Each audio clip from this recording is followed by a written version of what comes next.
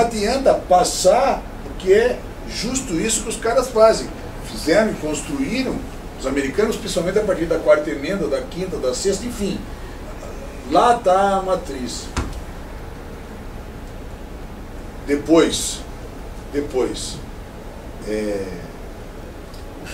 a exigência que se faz, numa estrutura eminentemente oral, a exigência que se faz é que, pelo menos, digamos assim, numa estrutura com três audiências, a primeira, em cima do fato, já seja uma audiência que apresente aquilo que foi arrecadado, digamos assim, a comunicação do crime, as provas, uma preliminar appearance, que para nós, na estrutura da América Latina, é uma audiência de formalização, uma primeira audiência, uma audiência, digamos, preliminar, de uma audiência intermediária, de uma audiência oral final. Por quê? Porque é necessário, estão escutando? É necessário que o juiz controle aquilo que a polícia vai investigar, do impulso inicial, mas, sobretudo, as medidas contra o réu tomadas, principalmente a prisão. Não para sacanear com a polícia, mas para verificar se as regras foram de fato cumpridas. Esse juiz, percebam, é um juiz que, ao mesmo tempo que ele pode decretar a preventiva que eventualmente ele possa decretar, e portanto a prisão que ele possa decretar, é justo em face da ordem, que é a ordem essa a qual ele está endereçado. Os americanos não trabalham assim, mas todo o processo da América mete nesse juiz um juiz das garantias, porque o que ele deve fazer aí é verificar se os direitos e as garantias estão corretamente estabelecidos e respeitados. Se não tiver, ele solta. Meu irmão, isso está no pacto. Isso nós roubamos do pacto para fazer a audiência de custódia. Por que a audiência de custódia não dá? Por que a audiência de custódia virou isso que virou? Não vamos muito mais adiante, mas por que virou isso que virou? Porque, porra, essa é a audiência da qual eu estou falando. É a audiência, é a preliminar appearance nos Estados Unidos, é a audiência de formalização aqui. Por que no Chile, por que na Guatemala, por que no Peru essa desgraça funciona? Minha audiência de custódia não consegue se impor aqui. Porra! De novo eu vou repetir o que eu venho dizendo desde anteontem. Nós trabalhamos num sistema inquisitório, mano. O juiz que vai pra lá é uma porra do juiz inquisidor, velho.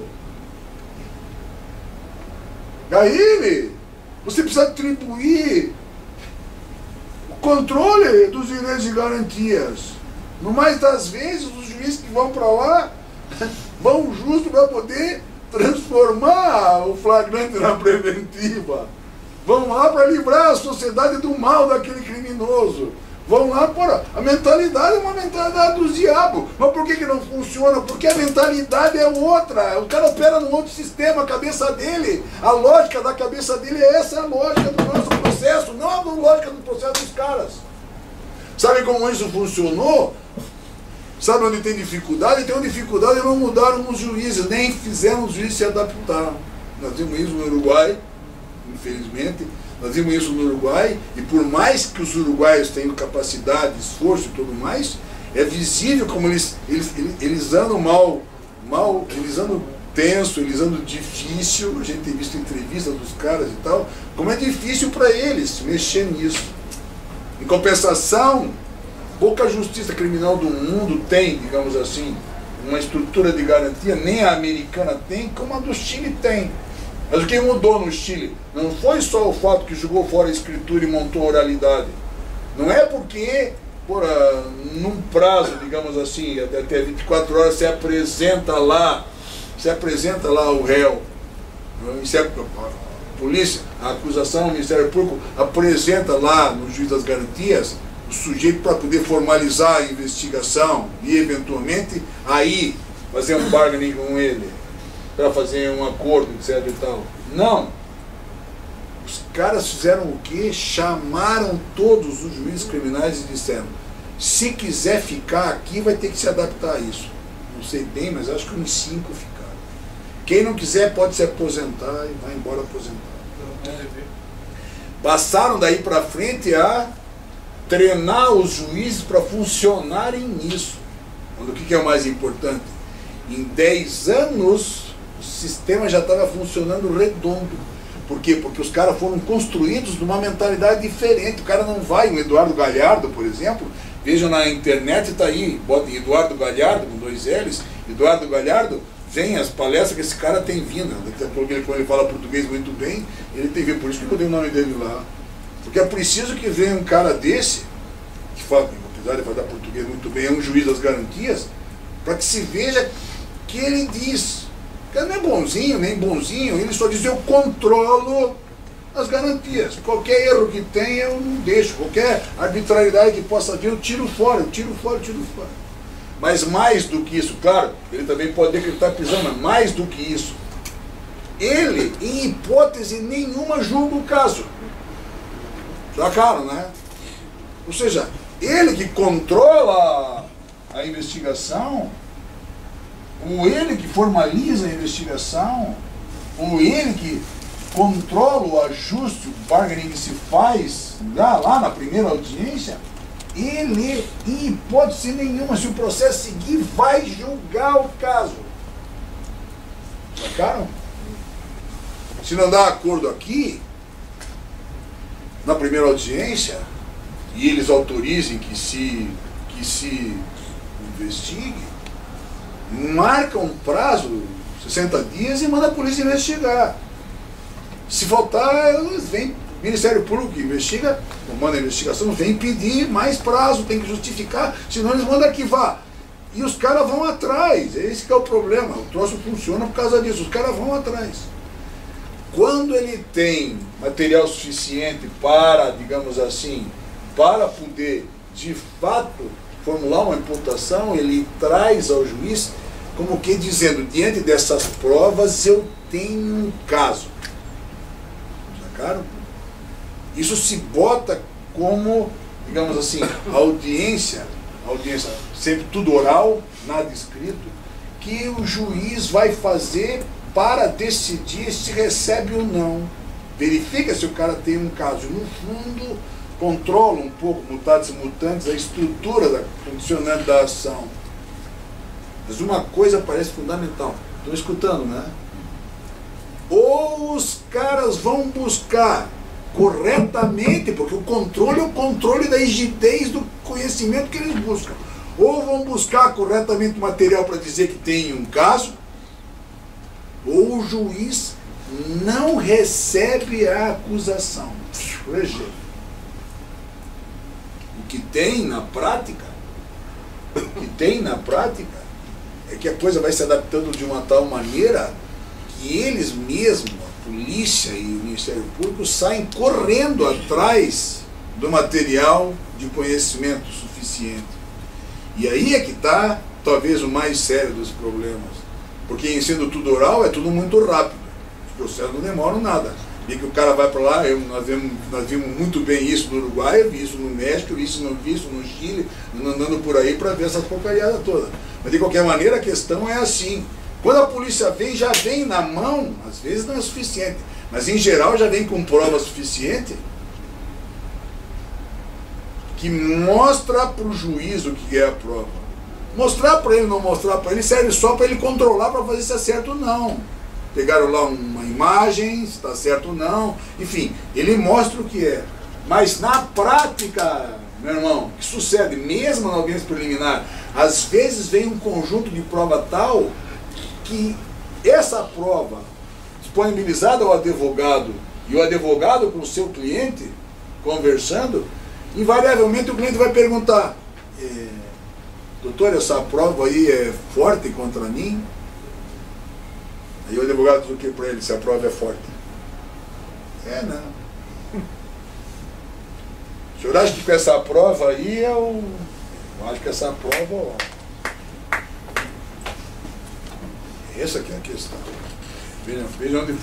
Vejam a matriz do Prince-Borman. Essa prova aí, velho, essa prova Essa prova, não tenho tempo para narrar casos, mas eu vi casos no Chile, no México, né? Essa prova, solução o senhor dá? Fazer um acordo.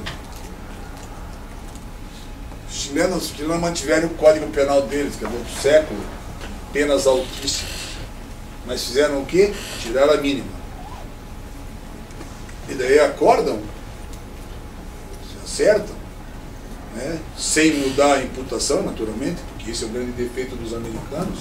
Esse é o grande problema dos americanos. Os americanos não conseguem prova para X, acusam pelo crime Y e o cara aceita um acordo no crime Y, que ele, visivelmente, ele não cometeu. Deus nos acuda. Mas veja, isso já é reflexo daquilo que eu disse, né? De uns caras que operam, né, uma prática, o que vale é o resultado prático, etc. Enfim, é a própria mentalidade que eles têm. Mas os caras não. No Chile não. Agora qual é o problema? O cara aparece numa audiência preliminar 24 horas depois do crime, uma pacote de prova na mão, que apresentava para o advogado e por muito menos o nego pegou 5 anos ontem. O cara disse, como é que eu saio disso? Um acordo. Veja o que significa plea bargaining. Não é? Que acordo fazemos? Você baixa, porque senão o juiz não vai deixar passar. Vai achar que tem... Então essa grande maioria dos acordos é justo para não prender. No Chile, pergunta para o Galhardo, geralmente é assim, para não prender. Para não prender. Ou seja, em geral, para deixar o cara monitorado, para deixar, sabe? Quando tem prisão é sempre curta, para poder funcionar com um mecanismo diferenciado. Nós vimos lá, o cara mandar 20 dias. Agora daí os caras pulam, porque diz, que absurdo, cadê o processo? Fizeram um acordo, onde está o processo? Veja, não é que não tem um processo, né? Veja como a estrutura funciona diferente, não é? Não é que não tem um processo, as provas estão lá. As provas estão lá, velho. Se aquela merda ficar, o cara vai arriscar a pena que está lá no código. Pense, né? Pense, 2 a 8, 1 a 5, 1 a 4, o cara arrisca a pena máxima lá do código, o cara arrisca a pena do código. Aí você vai pro cara, o cara diz 100 mínimo, o cara diz, olha, aqui podemos fazer um acordo, fica um mês preso em casa. Lá, quando nós vimos isso, o cara pegou 22 dias, no acerto parece que era 22 dias. Agora o nego pulou, né? O Rômulo Moreno é uma figura, um grande cara, né? Um grande promotor de justiça. O Rômulo pulou, cadê o processo? Peraí, assim, não dá, não é possível. Os caras montaram acordo, o cara vai pra cadeia e tal. Eu não tinha entendido bem o que se passou na audiência. Quando terminou a audiência, deu para falar com o juiz, passou um tempo, o juiz, só estou fazendo um troço que já recebo vocês. Vamos lá. Nem sabia direito quem era o cara, porque não é assim que nos escolheram para uma vara mestrada. Nós fomos lá na vara que tinha. Então vamos lá na vara que tinha. E aí lá pelas tantas começaram a perguntar, e tal, daqui, de lá, vamos perguntou. Mas doutor, sem nenhum processo, eu boto o cara na cadeia. Botou 22 dias na cadeia? Não. O acordo que eles fizeram foi para que o cara, por um estelionato qualificado, blá blá blá blá blá blá, para que o cara ficasse preso 22 dias com tornozeleira em casa. Aí a coisa deu uma alivia, deu uma... A pergunta que fica é essa, o cara pode não topar um acordo, nós controlamos para saber disso, né? Porque se for abusivo, se for excessivo, isso que eu tenho medo. O cara precisa ter mentalidade para pensar excessivo não deixo. Excessivo não deixo. Uma característica, AME, olha lá, se for excessivo eu não deixo. Mas em compensação, como sou eu que vou julgar, o que eu deixo ou não deixo, o que importa, que se dane lá no julgamento, não sou eu que vou estar lá. Nem vou impregnar os outros que estão lá, porque também não sei quem é que vai julgar. Mas ele é que tem que controlar isso. Quer dizer, o que o Galhardo faz, quer dizer, o cara sabe que não passa. Eles acordam para um advogado, principalmente defensor público, a pobreza, né? Defensor público e Ministério Público, acordam penas assim, desse jeito compatíveis. Mas por que o negócio desse? O cara sabe que vai ficar 22 dias de tornozeleira em casa, mas depois cumpriu a pena. Porra, diga para um cara desse que é melhor que ele pegue 5 anos depois. Sacaram? Nessa hipótese, o cara chegou com um cheque, com as imagens dele na loja, com os depoimentos gravados do gerente da loja, da mulher que na loja falou com ele e recebeu o cheque, com uma outra pessoa que estava lá e que viu eles tratando, as imagens todas dele entrando na loja, dele saindo na loja, mais o cheque, cara, mas um bagulho na mão, se vai por processo, o cara tá frito, velho. Não tem que salvar o cara. Não adianta mandar testemunha de ouvir dizer, testemunha de abonar, não adianta, que não vai, não vai. Veja o que leva ao acordo. Veja naquele sistema que leva ao acordo. Mas claro, tudo uma estrutura para fazer com que o cara não fique na cadeia, para que o cara não vá para a cadeia. Quer dizer, tudo para tirar o máximo possível, não é, de lá. Mesmo assim, nas estruturas, principalmente na americana, puta, a quantidade de coisa que aparece, por quê? Porque o dilema é que é o contrário da gente, em que os crimes acontecem, mas vão tudo pro... grande massa dos crimes vão, o cara não noticia, chega em casa, foi furtado, ele não diz, bate, ele tem lesão, mas ele não fala. Ou seja, onde os crimes são botados para baixo do tapete, a tendência deles é apurar tudo. Dá isso que dá lá. Não é por outro motivo que eles têm 2 milhões de presos, do que, ora, se tudo que aparece vem à tona, de uma certa forma, quase tudo, ora, é evidente que acaba chegando.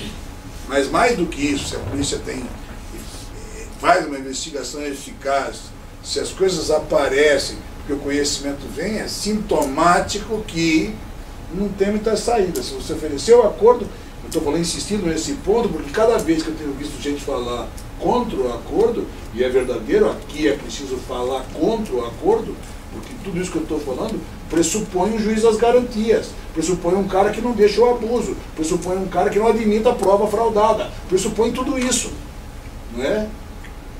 Aqui, ao contrário, o juiz está engajado justo nisso, dentre outras coisas, e às vezes até para fraudar a coisa.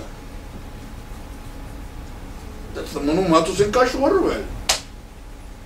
Porque, dentre outras coisas, veja, nós vamos chegar na audiência preliminar, ou na audiência onde isso vai acontecer, nessa porcaria desse projeto que está aí, nós vamos chegar na audiência preliminar e estão escutando, né? E quando você oferecer para o cara o acordo e dizer que a pena dele vai ser baixinha, um pouquinho, qualquer coisa assim, na forma como está estabelecida, ele vai se agarrar. Ele vai se agarrar. Isso vai ser um desastre. Isso vai ser um desastre. Mas veja, o que está aqui é justo isso, não é? Alguma coisa que desmantela a estrutura de garantia do processo penal. Porque é justo aquilo que você pegou e enfiou na estrutura inquisitória. Para tudo que os caras queriam. Por quê? Porque eles vão eliminar o processo fazendo acordo. Principalmente se tiver vantagem. Principalmente se tiver vantagem. Então o que vai acontecer para nós? O pobre, não digo nem nos defensores. Os defensores sabem o que estão fazendo e vão, digamos assim, instruir de uma maneira, digamos, eficaz. Os advogados da Ativo, desculpe, cada vez que falo dos advogados do Paraná, que tem convênio de advocacia da Ativo, os advogados pulam, né? Quando fala contra qualquer coisa daquela porcaria, ou defende a defensoria pública. Mas eu nasci lá, ninguém me tira isso. Não é por conta de nada, não, é porque desde sempre eu soube como funcionava a advocacia da Ativo. Desde sempre eu soube, fazendo defesa para os pobres, independentemente de estar lá ou não estar lá. Eu sempre defendi, meu escritório sempre esteve aberto para defender os pobres. Sempre defendi os pobres, não é por conta do movimento social e tal que a gente trabalha, mas sempre defendi gente, sempre defendi, até para me manter vivo nesse negócio. E olhando para o lado, é um Deus nos acuda. Cansei de ver o juiz, uma vez estava no lado do cartório, o juiz entrou na sala, o juiz novo, Navarres, porra! Quem é esse advogado agora que eu vi que o cara é nomeado, pentei, eu fico enchendo a paciência, pô, o cara quer requerimento pra lá, requerimento pra cá, diligência pra cá, pô, esse cara é nativo. E depois não morreu mais. Sei lá, sabe? Agora quem é esse pentelho que vai fazer sustentação em habeas corpus em Brasília? É nativo. Usado. Um advogado que trabalha para A e trabalha para B do mesmo jeito. É advogado, aqui e lá, não é? Porque tu é pobre, tu vai ficar assim. Mas eu estou dizendo isso para vocês verem como é que é o paradoxo do negócio, né? Imagina, a massa está ferrada, velho. A massa está ferrada. A massa está ferrada. Então, tem alguma chance? Tem alguma chance desse negócio não dar errado? A mim parece que nenhuma. O que se pode conseguir com isso? Se pode conseguir, digamos assim, diminuir o número de processos. Desde que você forge acordos desse naipe. Vamos continuar exatamente da forma como nós estamos. Ou seja, não fazendo a justiça como devemos fazer. Ou seja, densidade muito pequena de justiça.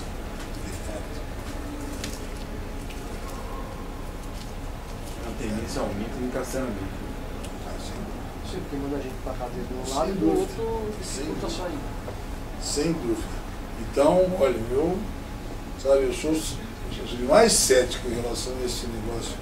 E, vejam, não é uma desilusão, mas é alguma coisa que, para quem a vida inteira lutou para aprimorar o sistema da justiça criminal de modo tal a que se pudesse ter um crescimento, né, da cidadania e da democracia processual, que se pudesse equilibrar isso, metendo os menos favorecidos, metendo os pobres no mesmo patamar, isso Deus nos acuda, porque isso é de fato, não é apontar os canhões para a periferia e disparar. Vamos resolver o problema da justiça, prendendo mais gente desse naipe. Não faz nenhum sentido isso. Nenhum sentido, não melhora nada. Nada mesmo, porque os efeitos nós conhecemos quais são.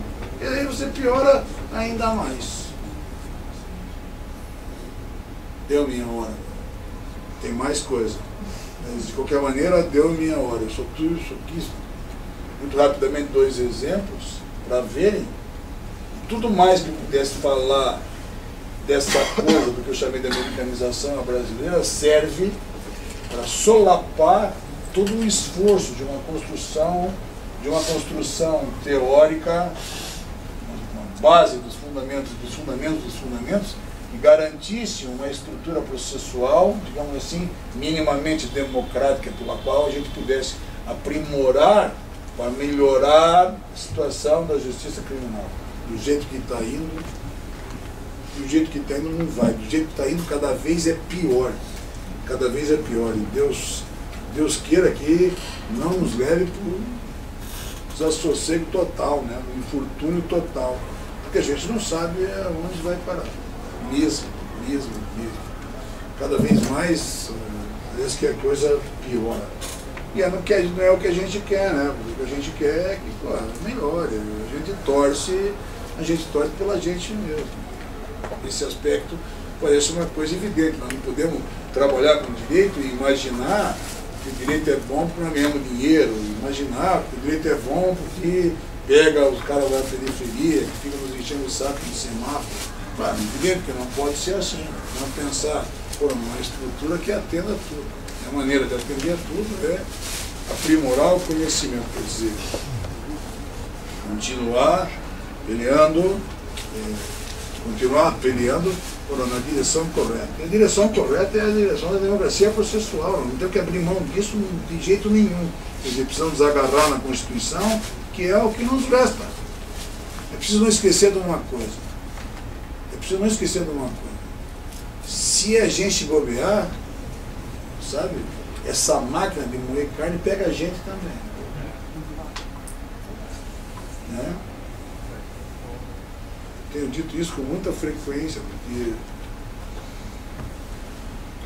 quase que um delator desse vai lá e diga que você estava metido no troço.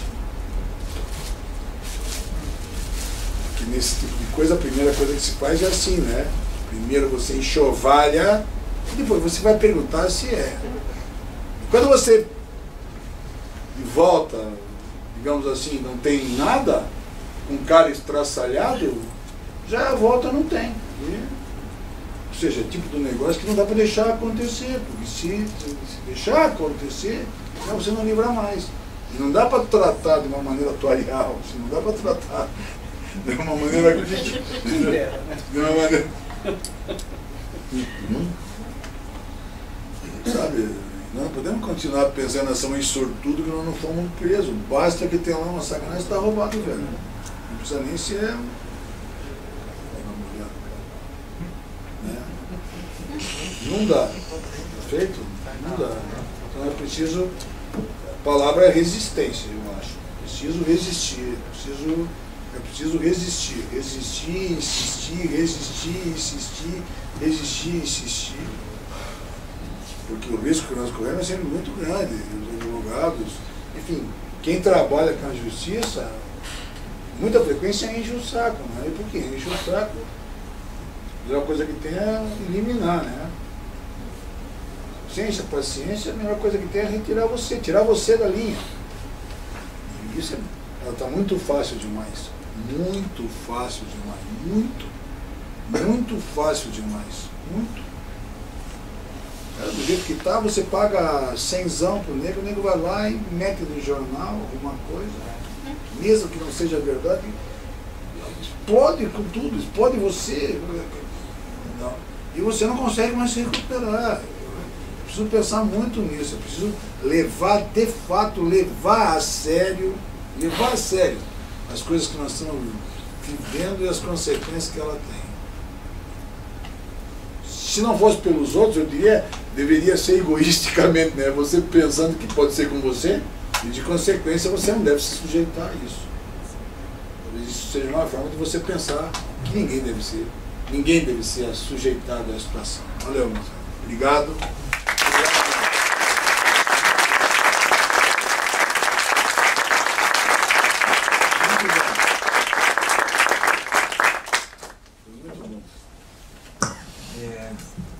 Quero agradecer à Escola Defensoria Pública, na presença do seu diretor, por ter ajudado o CPEC a fazer mais essa jornada. Que bom contar com a Defensoria Pública como parceira.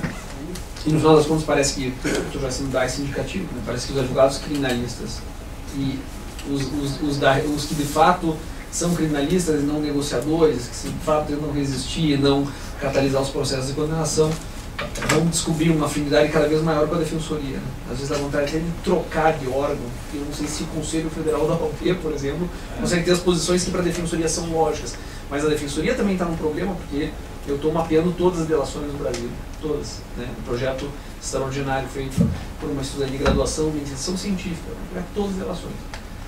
Diagnóstico preliminar, todas foram ilícitas, porque não fizeram como está na lei. De partida, você vai pensar o dilema que vai ser, e nessas aí começaram a aparecer as delações feitas por defensores públicos. E se eu contar a vocês o conteúdo dessas delações e como elas foram feitas, né? E aí quando a gente foi discutir plea bargain com a Defensoria Pública, que os defensores disseram no evento que vocês organizaram, olha, nossos réus são presos, levam 8, 6, 7 anos de prisão por tráfico, porque na palavra de 2 policiais, eles são condenados. Eu prefiro fazer acordo, porque a condenação deles é certa. Num país que não tem defesa, porque eles são pobres, porque a palavra da polícia vale no estado policial, por que não negociar? Então, quem começaria esse processo? Precisamente aqueles que vão ter... Mas nós estamos falando de tráfico, onde a negociação parte com pena de 5. Ou seja, 5 anos em regime fechado, crime hediondo, porque igual, né, para poder... Quem você vai negociar? A qualificadora do parágrafo 4? É tão terrível pensar isso, né? Mas eu não queria comentar disso, queria dizer, porque a gente tem feito pesquisa. Hoje se constituiu uma comissão que ganhou aí 90 dias, o ministro tentou colocar o projeto de anticrime junto com a reforma da Previdência. Rodrigo Maia, quero agradecer aqui, um sujeito absolutamente sensato, um tempo de absoluta insensatez, disse não, vou constituir uma comissão, 90 dias para essa comissão discutir o projeto. essa. Uma comissão, pelo menos 90 dias para discutir. Um projeto que veio sem justificativa, porque o que ele apresentou como justificativa é um índice, não é? Um projeto sem justificativa. Um projeto que muda a estrutura. Não, índice não justifica. Sem justificativa. Um índice, porque eu fiz isso porque isso. Da onde vem? Então, para poder tentar pelo menos enfrentar isso. Também o CPEC está fazendo, junto com meus alunos e meus orientandos de graduação, Mano Militar, eles estão entusiasmadíssimos com esse projeto, de pegar o parecer que eu enviei ao Conselho Federal da OAB e tentar dar volume para que ele tenha condições de existir a cada um. E eu sei que às vezes parece meio romântico falar isso, que isso é resistência, porque é muito pouco, é o mínimo, né? Poder contestar um projeto, poder denunciar a ilegalidade, mas no limite é tudo que a universidade pode fazer. E além de fazer isso, ela tem o privilégio de poder receber lições dessa magnitude. É claro que do ponto de vista pessoal, afetivo, é importante chamar os meus mestres e com o Jacinto, porque eu fecho esse ciclo. Aí eu vou chamar outros mestres que não foram diretos, como o Zaffaroni, como pessoas que eu também quero ter aqui, porque são da minha formação, embora não diretamente. Mas o privilégio de ter as lições que a gente teve, e quantas coisas vieram na minha cabeça das aulas da graduação. Eu teria que compartilhar com vocês, eu não vou, porque já está tarde. Eu lembro uma vez, eu ia para a faculdade sem tomar café da manhã, ia direto, né, caminhando, passava pelo passeio público, onde tinha o Baixo Meretrício, né, e cruzava com esse cara, 7 da manhã, essa porcaria, 7h40 da manhã, começava a aula, era um dia horroroso. Em Curitiba, fui para cá, eu ia caminhando para a faculdade, chegava então, sem café, sem nada, e chegava lá e me dava um sono, então eu encostava na parede e ficava ouvindo, né, a aula dele, que era as primeiras aulas. Eu me lembro uma vez que ele parava e falou, isso é tão importante, que até o Maurício acordou para mim. E ele não sabia que eu estava ouvindo tudo, mas é que tinha certas coisas que eu falava, mas não podia. Se eu via com o olho só. Porque eu tinha que ouvir, né? Daí quando eu ia mal na prova, eu ia dizer, tá vendo, você não via, mas eu via a jovem inteira, eu faço caderno de disciplina, não é possível, como é que é possível isso? E as aulas degravadas junto com eles. Ele gravava as aulas, e todo mundo olhava assim, mas eu não entendo isso, porque eu voltava a olhar as aulas, mas não teve lá na aula, você não entender, porque como é que eu construo essa? Né? Quando as pessoas voltarem a ver, para as pessoas que estão gravando isso, que verem o curso, etc., você entende o percurso teórico que você tem que fazer para poder chegar a uma mínima conclusão, isso toma muito tempo, né? E não é a minha área, né? Eu fui fazer criminologia, mas saí com uma formação em processo penal que eu acho que meus alunos não têm, porque isso nos cobrou um preço muito alto, né? Primeira prova, eu escrevi Franco Cordeiro, mas eu levei um X, assim, ignorante,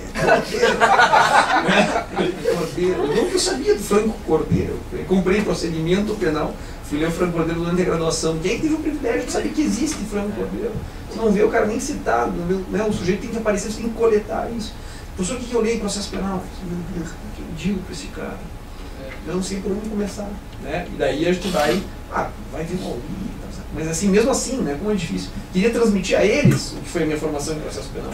Você fez exatamente isso, porque aqui teve, assim, toda hora, né? Tinha vontade de interromper, dizendo, mas não é assim, porque a gente viu, não é exatamente assim, não era exatamente assim. Eu fiquei dizendo, e o Vergel? Não vai vir, não dá tempo, tem tanta coisa ainda para tratar. Seja como for, um privilégio que aqui foi, né? E eu quero dizer uma última coisa em relação ao que significa fazer isso aqui. Tá? Historicamente fazer isso. Me lembrou do Vergel. Vergel. Você não sabe o que é isso, mas a pergunta era assim: qual que era a diferença entre Vergel e Vitregel? E não tinha diferença. Ele pôs isso na prova. Qual que é a diferença? Mas tem diferença? Era a mesma coisa.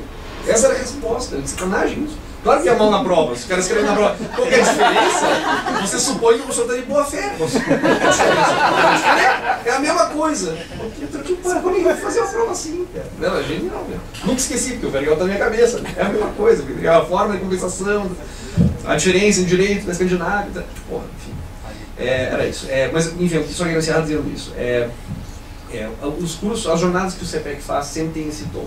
Tem muita gente que vem de fora, isso que abre um espaço da Universidade de São Paulo, isso funda, né? Quem é que vai conseguir agora? Quem é que ficou aqui até as 10 da noite, 10h15, 10h20 da noite, e uma quarta-feira, para fazer um curso de processo penal, vai conseguir voltar agora e dizer, não, eu vou pegar aquele livro. Não dá. Você tem que estudar isso de verdade. Como de verdade? Não, de verdade. Sabe como é que estuda de verdade? Demora. Você tem que ficar com a bunda sentada, você perde festa, perde amigo, perde relacionamento, você sacrifica uma coisa enorme. para depois poder vir com as armas da crítica e enfrentar isso. E eu diria hoje, assim, 80% das coisas que eu pesquiso em criminologia crítica acabam no processo. Porque acho que o direito penal chegou no Brasil a um nível de saturação em que a única coisa que tem é um espaço para uma espécie de direito penal gold, que vai para os crimes econômicos e tenta criar novas formas de imputação e de responsabilidade, mas ele não consegue dar conta do básico, porque nem a causalidade mais se respeita na imputação do fato típico.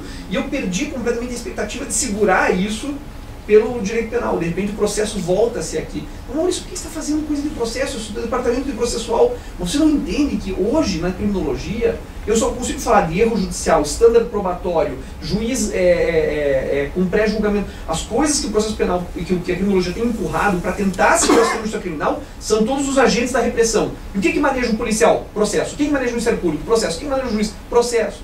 É só por ali que tem forma de existência. Então a articulação jurídica do conhecimento criminológico crítico contemporâneo é todo no processo. E aqui essa divisão, né, embora eu tenha afinidade com os professores de processo penal e essa aproximação, como eles não pensam criminologia ou não pensam no processo penal dessa matriz, eu tinha que trazer. Para não ficar claro, meus alunos, assim, da onde eu vim. Eu vim dessa matriz. E é por isso que eu penso criminologia crítica como crítica do processo penal brasileiro. Uma coisa que ainda está no embrião, mas nós vamos desenvolver de um jeito ou de outro. Muito obrigado pela tua presença, pelo teu sacrifício enorme, né? Foram 3 dias de aula, mais banca, e não é uma banca qualquer, uma banca de doutorado com o nível que teve. Vai ser, enfim, marcado para sempre, como eu disse no início, né, na minha biografia. Muito obrigado por isso. Eu tenho inúmeras considerações, eu adoraria falar sobre inúmeras coisas aqui. Sobre condições de ação, sobre o processo, sobre o conceito de ação, sobre por que está errado. Você fala para a pessoa que o cara não sabe por que está errado. Quer dizer, tem a parte da ignorância. E quando você cruza isso, tem a barreira do cinismo. E como a gente vai enfrentar um processo penal cínico com as armas da crítica se eles não têm mais constrangimento da própria ignorância? Para terminar isso. O que nós vimos ontem é para dizer que é para todo mundo. Mesmo um sujeito que era adversário político no Paraná, sempre foi do grupo político que eu representava, voltou a ser preso. O juiz que o prendeu inventou uma teoria, e eu não estou inventando isso, quem inventou foi ele inventou uma teoria para determinar uma prisão processual. Ele disse que há um erro, onde ele disse que mas um erro na jurisprudência da doutrina e que a prisão processual tem que ser contemporânea, no sentido de que você precisa que o sujeito esteja ameaçando uma testemunha. Claro que tem que ser assim, óbvio, porque você vai prender o cara antes de sentença se não tem. Ele falou, não, isso não é necessário por quê? Porque a prisão processual se justifica para a preservação da credibilidade da justiça. Cara, assim... E nisso o Saulo tem razão, é a vitória dos práticos, né? É o que o tribunal diz mesmo. E se eles disserem que é redondo e nós vamos ter que achar redondice no quadrado porque eles disseram que é. Amanhã, se vocês quiserem observar, o professor Gustavo Padaró vai defender a posição do IBCCRIM num caso que é para ser simples e que é tão elementar que eu não acredito ter ainda julgamento, que é o fato que o fisco não pode passar as suas informações privadas direto para o Ministério Público, que isso é quebra da tua intimidade. Se o gerente sabe, onde é que ele foi ontem, veja só, cartão de crédito, gastou tanto. O sujeito pode ler isso, ele pode ler a tua vida. Numa vida monetarizada, que passa pelo capital, que não tem como, você hoje tenta pagar com dinheiro para ver se o hotel aceita, não existe nada assim, né? Então, tua vida está monetarizada, tua vida está no teu extrato bancário, literalmente. E aí eu posso compartilhar o extrato bancário com o Ministério Público. E aí vai ser Fishing Expedition, o que eu peguei aqui, olha só, além de tudo, né? Além de tudo, ainda tem essa transação aqui, é suspeita. Como é que pode ser isso? Pode compartilhar automaticamente? O Ministério Público diz que pode. E ele devia estar lá preservando. Não. E aí o IBCCRIM tem que ir lá dizer o óbvio, né? Pelo amor de Deus, eu não posso compartilhar a informação direto, por quê? Porque tem regras mínimas processuais. Uma pena, acho que a gente não chegou talvez nisso, e isso é um tema para um próximo seminário, acho que todo mundo que gostaria de ver. É porque na produção do significado do significante tem um sentido constitucional. A gente tem que falar de princípio. A gente tem que falar de ampla defesa. O que significa exatamente ampla defesa? É um princípio ou é uma regra? O que é presunção de inocência? É um princípio ou é uma regra? O que é juiz natural? É um princípio ou uma regra? O que é celeridade processual? E isso só dá um seminário novo, né? Porque está implícito aqui. Mas imagina se a gente, quando você fez lá a roda do processo, da produção de significantes, se eu pergunto, mas qual que é o sentido de produção de significado? Bom, isso. Quem fala nisso no Brasil? Qual que é a matriz? Aí a Bill of Rights? É o direito à anglo-saxão ou tem dentro da Constituição norte-americana? É isso, né? Muito obrigado a todos, obrigado Rafael pelo apoio de sempre.